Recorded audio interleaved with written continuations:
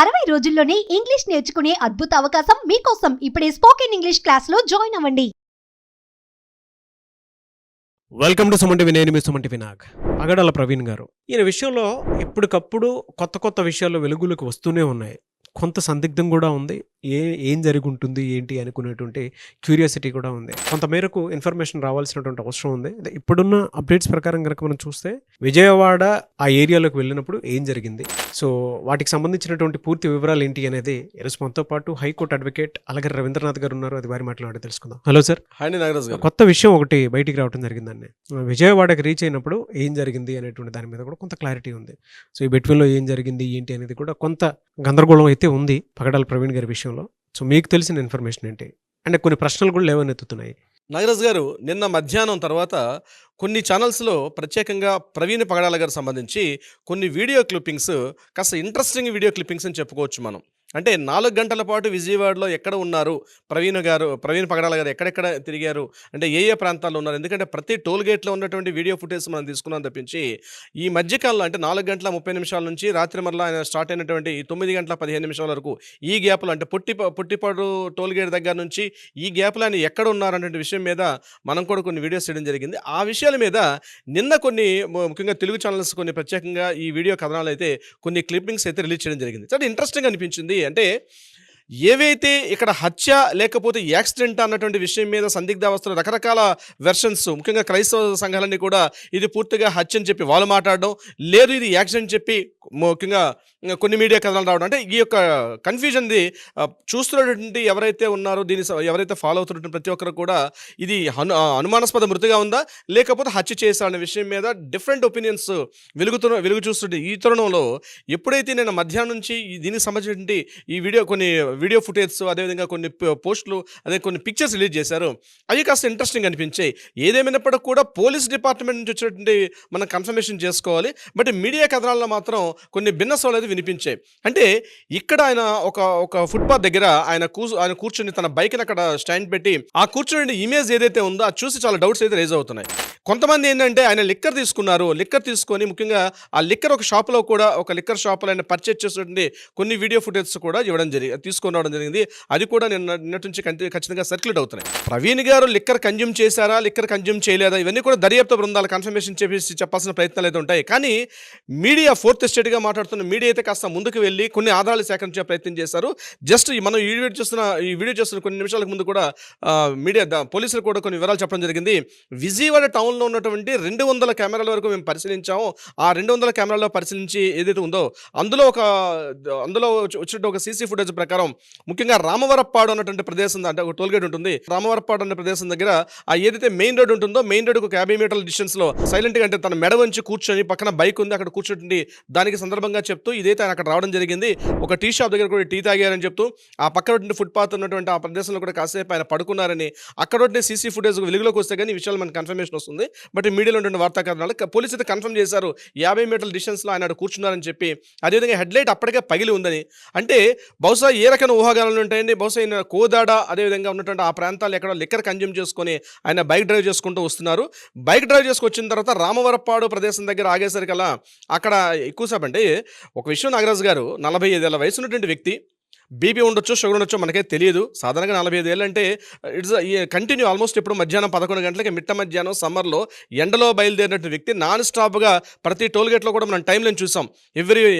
ఏ టైంలో అయితే tollgate reach అవ్వాలో ఆ టైంలో టోల్గేట్స్ అన్ని రీచ్ అవ్వకుంటూ ఆయన ఆ ప్రదేశానికి వెళ్ళడం, అక్కడికి వచ్చిన తర్వాత ఆయన హెవీ జర్నీ అయి ఉండొచ్చు, ఆ హెవీ జర్నీలో కూడా కూర్చుండే అవకాశం కూడా ఉంటుంది. Is it right are wrong అనేది మన పోలీసులు చెప్పాలి. బట్ ఎందుకు అలా ఎందుకు కూర్చున్నారు అంటే ఆయన మీద అటాక్ చేశారంటే ప్రతిదాన్ని నెగిటివ్గా తీసుకోవాల్సిన అవసరం లేదు నాగరాజు గారు. ప్రతి విషయాన్ని కూడా, అంటే ఏ వీడియో క్లిప్పింగ్ వస్తుంటే ఆ వీడియోని కూడా నెగిటివ్ గా తీసుకోవాల్సిన అవసరం లేదు. లిక్కర్ కన్జ్యూమ్ చేశారు అదని ఇదని, ఆ వెహికల్ హెడ్ లైట్ పగలడానికి కారణాలు ఏంటి అనేటువంటి దాని మీద కూడా ఊహాగానాలు రకరకాలుగా ఉన్నాయి. నెగిటివిటీ అంతా కూడా ఏంటంటే ఒక నెగిటివిటీ స్ప్రెడ్ అవుతుంది. వాస్తవం ఒకటి ఉంటుంది, నెగిటివిటీ బాగా స్ప్రెడ్ అవుతుంది. దేన్ని యాక్సెప్టెన్స్ ఇచ్చే పరిస్థితులు లేరు. నేను ఒకటే కోరుకుంటున్నాను, మన క్రైస్తవ సంఘ మిత్రులందరూ కూడా ఒకటి కోరుకుంటున్నాను, ముఖ్యంగా మతాన్ని, ప్రజాస్వామ్య వ్యవస్థను మాత్రం లింక్ పెట్టవద్దు. మత విశ్వాసాలు అన్నవి మనం గదిలో చేసుకొని మన ప్రార్థనలు అవన్నీ ఉంటాయి. కానీ ప్రజాస్వామ్యబద్ధంగా దర్యాప్తు సంస్థలు ఉన్నాయి, ఒక న్యాయ వ్యవస్థ ఉంది, లా అండ్ ఆర్డర్ డిపార్ట్మెంట్స్ ఉన్నాయి. వ్యవస్థల మీద నమ్మకం ఉంచాల్సిన అవసరం ప్రతి ఒక్క భారతీయ పౌరుడికి ఉంటుంది. మతం అనేది కాస్త పక్కన పెట్టుకుందాం నాగరాజు గారు. నేను హిందూ మతమా, నేను ముస్లింనా, క్రిస్టియనా, మత స్వేచ్ఛ అనేది మనకి ఇచ్చింది తప్పించి మన మత విశ్వాసాలు తగ్గట్టుగా దర్యాప్తు సంస్థలు కూడా అలాగే పనిచేయాలి. నేను అనుకున్నట్టుగానే ఈ రిపోర్ట్ అట్లాగే రావాలి. రిపోర్ట్ రాకపోతే మా దర్యాప్తులు మేము చేస్తాం, మా విచారణలు మేము తీస్తామని కొన్ని రకాలైనటువంటి కొన్ని వీడియో కథనాలు మనం చూస్తున్నాం. ఇది కరెక్ట్ అయిన పద్ధతి కాదు. దర్యాప్తు సంస్థ వారు ముఖ్యమంత్రి స్థాయిలో చంద్రబాబు నాయుడు గారు చెప్పారు, హోమ్ మినిస్టర్ గారు చెప్పారు, అదేవిధంగా ఐజీ స్థాయి ఉన్నటువంటి ఏలూరు రేంజ్ ఐజీ గారు అశోక్ కుమార్ గారు పెద్ద స్థాయి ఒక దర్యాప్తు సుమారుగా 5 టీములు డివైడ్ అయిపోయి దీని మీద పూర్తిగా పరిశీలిస్తున్నారు. వచ్చిన పోస్ట్ మార్టం రిపోర్ట్కి వీటి లింక్ పెట్టి అతి తొందరలో ఒక 2-3 రోజుల్లో పూర్తిగా వెలుగులోకి వచ్చే అవకాశం ఉంటుంది. కానీ ఇది కూడా పేషెన్స్ని పట్టుకోలేకుండా ప్రజాస్వామ్యాన్ని పూర్తిగా వ్యవస్థల్ని తప్పుపడుతూ మాట్లాడడం అంది ఎట్టి పరిస్థితుల్లో కూడా వేరే వాళ్ళు కూడా రెచ్చగొట్టినట్టు ఉంటుంది. నిజంగా ఏ వ్యవస్థ అయినా సరే మత విశ్వాసాలని లింక్ అప్ పెట్టకూడదు. మత విశ్వాసాలే ఎవరి మత విశ్వాసాలు పాటించుకోవాలి. That is the different point of view. జరిగిన సంఘటనని దీన్ని క్రోడీకరించేసి లింక్ పెట్టి ఇది ఇలాగే జరగాలి అంటే ఆ సంఘాల్లో ఉన్నటువంటి ప్రముఖ వ్యక్తులను చెప్పబడుతున్న కొంతమంది వ్యక్తులు కూడా మా దర్యాప్తులు మేము చేస్తాం, మా విచారణ మేము చేస్తాం, ఇది కరెక్ట్ కాదు. మీ దగ్గర ఆధారాలు ఉంటే ఆధారాలు వెలుగులో తీసుకురండి. ఎస్పీ గారు క్లియర్గా చెప్పారు, మీ దగ్గర ఆధారాలు ఉంటే కూడా వాటిని ప్రవేశపెట్టండి, మేము కూడా వాటిని ఫాలో అవుతామని. నేను ఒకటే అడుగుతున్నాను ఈ యొక్క వేదిక ద్వారా, సుమారుగా ఇప్పుడు 2 రోజులు 3 రోజుల నుంచి నడుస్తున్నటువంటి ఏదైతే ఈ తతంగం ఉందో దీనికి సంబంధించిన అవును కాదు, ఎస్ఆర్ నో, ఇది హత్య అని లేకపోతే ఇది యాక్సిడెంట్ అని చెప్పినట్టు ఈ విషయం మీద రకరకాల భిన్నస్వాలు వస్తున్నప్పుడు మీ దగ్గర ఆధారాలు ఉంటే ఎందుకు చూపించలేకపోతున్నారు? ఒకటే సూటిగా ప్రశ్న, మీ దగ్గర ఆధారాలు వాళ్ళు ఎట్లా అయితే చూపిస్తున్నారో మీడియా కథనాలు ప్రవేశపెడుతున్నారో, ఎందుకంటే ఎందుకు నేను ఆ మాట అంటున్నానంటే నాగరాజు గారు, ఆయన బయలుదేరింది ఒక ప్రత్యేకంగా తన వ్యక్తిగత పని మీద బయలుదేరారు. అదేవిధంగా చాగలలో ఒక ప్రచార నిమిత్తం బయలుదేరారు. ఎవరినెవరినో కలిసి ఉంటారు కదా, ఎవరెవరికో ఏ విషయాలు చెప్పుంటారు కదా, వాళ్ళు మీడియా ముందుకు వచ్చి ఎందుకు మాట్లాడలేకపోతున్నారు? ఆయన చాలా మందిని కలిసి ఉంటారు, వాళ్ళు బయటకు వచ్చి ముందుకు వచ్చి చెప్పాల్సినటువంటి బాధ్యత కూడా బాధ్యత ఉంది. ఎవరెవరు కలిశారు? ఇప్పుడు ఇది జరిగింది, నిన్న ఒక వీడియో ఫుటేజ్ వచ్చాయి, ఇది కాదు మా దగ్గర ఇటువంటి వ్యక్తులు ఉన్నారు, కాస్త వ్యక్తులను మాట్లాడి నాతో మాట్లాడారు, నేను ఈ విషయాన్ని మాట్లాడాను, నేను ఇది కన్ఫర్మ్ చేస్తున్నానని చెప్పి మాట్లాడాల్సిన అవసరం అయితే ఉంటుంది. మీ దగ్గర ఇన్ఫర్మేషన్ ఉంటే మీడియా దర్యాప్తు సంస్థలకు కూడా మీరు సహకరించాలి. సహకరించకుండా పరిధిని దాటి అవకాశాన్ని దాటి దీనిని కూడా అడ్వాంటేజ్ తీసుకుని మాట్లాడాలనుకోవడం అనేది తప్పనైతే నేను మాట్లాడుకు. ఎందుకంటే న్యాయ వ్యవస్థ మీద కూడా చాలామంది మాట్లాడడం జరిగింది, న్యాయవాదులను కూడా మాట్లాడడం జరిగింది, లా అండ్ ఆర్డర్ డిపార్ట్మెంట్ కూడా మాట్లాడడం జరిగింది, ప్రభుత్వాల మీద కూడా మాట్లాడడం జరిగింది. మనం ఎన్నుకున్నటువంటి మన ప్రజాస్వామ్య ప్రభుత్వాల మీద ఏ ఒక్క వ్యక్తి మాట్లాడినా అది ఏ మత సిద్ధాంతం అయితే ఏ మత సిద్ధాంతం వారైనా సరే వాటిని అయితే హర్షించావు నాగరాజు గారు. సంఘటన జరిగింది, సంఘటన మీద దర్యాప్తు సంస్థలు పనిచేస్తున్నాయి, వెలుగులోకి వస్తే విషయాలు వెయిట్ చేయాల్సిన అవసరం అయితే ఉంటుంది. ఓవర్ నైట్ నాకు తెలిసింది కాబట్టి నిమిషాల్లో నాకు రిజల్ట్ ఇచ్చేయాలంటే రిజల్ట్ ఇచ్చే పరిస్థితిలో ఉండరు. అవి దానికి కావాల్సిన టైం తీసుకుంటారు.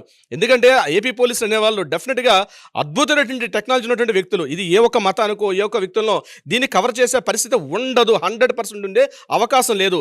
ఎక్కడో లింక్ని తీసుకొచ్చి బోడిగుండికి మోకాలుగా లింక్ పెట్టుకుంటూ మాట్లాడడం అంది నోరుంది కాబట్టి నేను మాట్లాడచ్చు. కానీ సాక్ష్యం అనేది ఇంపార్టెంట్. కోర్టులో కానీ సంఘటనలో కానీ లా అండ్ ఆర్డర్ డిపార్ట్మెంట్లో సాక్ష్యానికి ఉంటుంది తప్పించి ఏడుపులకు మాత్రం ఎట్టి అవకాశం ఉండదు నాగరాజు గారు. సో విజయవాడలో ఏం జరిగింది అనేటువంటి దాని మీద కూడా కొంత సందిగ్ధం ఉందండి. అవునండి నాగరాజు గారు. సో చూద్దాం, అంటే అక్కడ ఉండేటువంటి సీసీ ఫుటేజ్ని బట్టి ఆయన ఎక్కడెక్కడికి వెళ్ళారు, ఎవరెవరిని కలిశారు అనేటువంటి దాని మీద కూడా మాకు కొంత విషయం అయితే సేకరించినట్లు అవుతుంది. దాంతోపాటు కొంత క్లారిటీ వచ్చే అవకాశం కూడా ఉంటుంది. అక్కడ ఏం జరిగిందనే దాని మీద అక్కడ పరిసర ప్రాంతాల్లో ఉండేటువంటి అతను ఒక అబ్బాయి మాట్లాడటం జరిగింది. ఇందాక ఒక వీడియో కూడా మీరు చూశారు. ఆయన క్లియర్గానే చెప్తూ ఉన్నారు, పలానా టైంలో ఆయన ఇక్కడికి వచ్చారు, 5:45 నుంచి రాత్రి 8 వరకు కూడా ఆయన అదే ప్రదేశంలో కదలకుండా కూర్చున్నారు అని చెప్పి మాట్లాడడం జరిగింది. ఆయన పర్టికులర్ చెప్తున్నారు. అక్కడ ఉండి ఒక ట్రాఫిక్ ఎస్ఐ గారు కూడా వచ్చారు. ఆ ట్రాఫిక్ ఎస్ఐ గారు కూడా ఈయన కదలలేని పరిస్థితిలో ఉంటే పక్కన తీసుకొచ్చి కూర్చోబెట్టారు. సో నాకు ఒక డౌట్ ఏంటంటే, ఇక ట్రాఫిక్ ఎస్ఐ గారు కూడా మనం సస్పెక్ట్ చేయాలి. డ్రంక్ అండ్ డ్రైవ్ చేసే సందర్భంలో మరి ఆయన ఎందుకు ఈయన సస్పెక్ట్ అక్కడ ఆపాల్సిన పరిస్థితి ఎందుకు లేదు, ఎందుకు కేసు కట్టలేదు? డెఫినెట్గా నేను వీళ్ళు వాళ్ళని క్వశ్చన్ కాదు నాగరాజు గారు. నిజంగా ఇప్పుడు ఆ వీడియోలో ఉన్నటువంటి మాట్లాడినట్టు అబ్బాయి అక్కడ నాగార్జున అబ్బాయితో మాట్లాడుతున్న ఒక వీడియో ప్రసారం చేశారు. అందులో మాట్లాడేటప్పుడు ఎస్ఐ గారు వచ్చారు, ఆయన చేయి పట్టుకుని తీసుకెళ్ళి కూర్చోబెట్టుకున్నారంటే డ్రైవ్ చేసి డ్రంక్ అండ్ డ్రైవ్ అనేటప్పుడు డ్రంక్ అండ్ డ్రైవ్ కేసు ఎందుకు పెట్టలేదు? ఇది కూడా క్వశ్చన్ నాగరాజు గారు. ఎందుకంటే బాధ్యతగా ఒక డిపార్ట్మెంట్ ఉన్న వ్యక్తి అబ్జర్వ్ చేసిన పర్సన్ డ్రైవ్ చేసుకుంటూ ఎక్కడికి వెళ్ళాలంటే రాజమండ్రి వెళ్తాను అనుకున్న సందర్భంలో ఆయన చెప్పినప్పుడు ఆయన కాసేపు ఆ ఫుట్పాత్ మీద అక్కడ కాసేపు పడుకున్న తర్వాత ఈయన మరలా ఆయనకి కాస్త టీ ఇచ్చి పంపించారని చెప్పారు తప్పించి, నేను బీయింగ్ అన్ అడ్వకేట్ నా క్వశ్చన్ ఏంటంటే, అటువంటి సందర్భంలో ఆ సదరు ఎవరైతే ట్రాఫిక్ ఇన్స్పెక్టర్ గారు ఉన్నారో ఆయన ఇమీడియట్గా డ్రంక్ అండ్ డ్రైవ్ కేసు ఎందుకు పెట్టలేదు? ఇమీడియట్గా తన సీనియర్స్కి ఎందుకు చెప్పలేదు?